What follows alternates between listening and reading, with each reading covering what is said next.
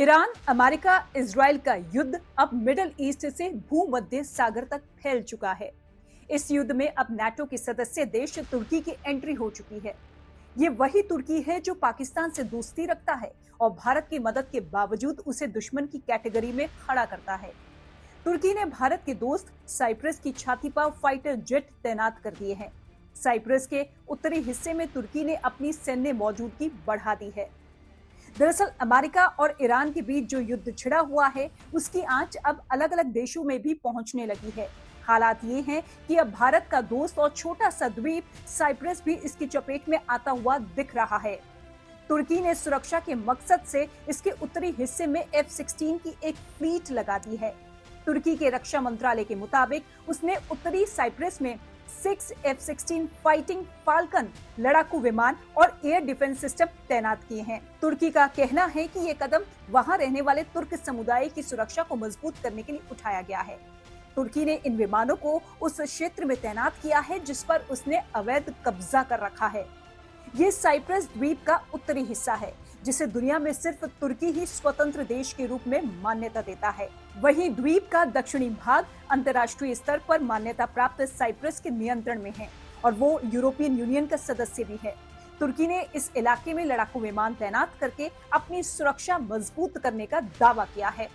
अब तुर्की के रक्षा मंत्रालय के मुताबिक क्षेत्रीय हालात को देखते हुए ये तैनाती चरणबद्ध सुरक्षा योजना का हिस्सा है और अगर हालात और बिगड़ते हैं तो अतिरिक्त सैन्य कदम भी उठाए जा सकते हैं।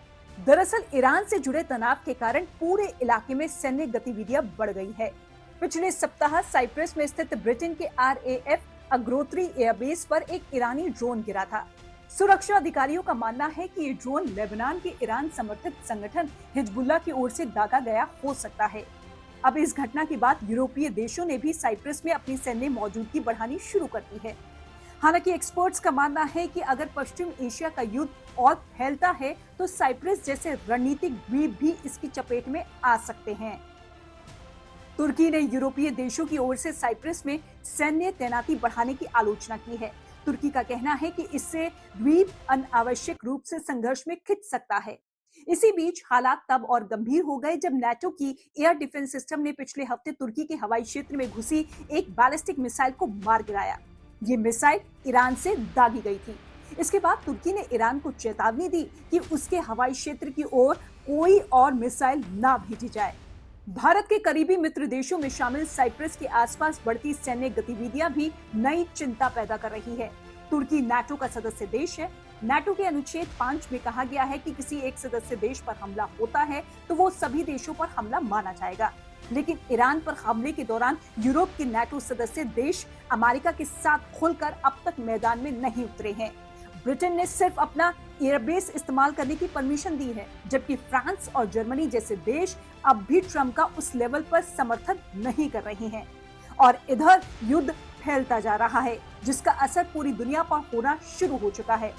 जाहिर है स्ट्रेट ऑफ हॉर्म्यूज बंद होने से भारत को भी कतर से गैस की सप्लाई ठप है, तो सिलेंडर की कीमतें बढ़ रही है।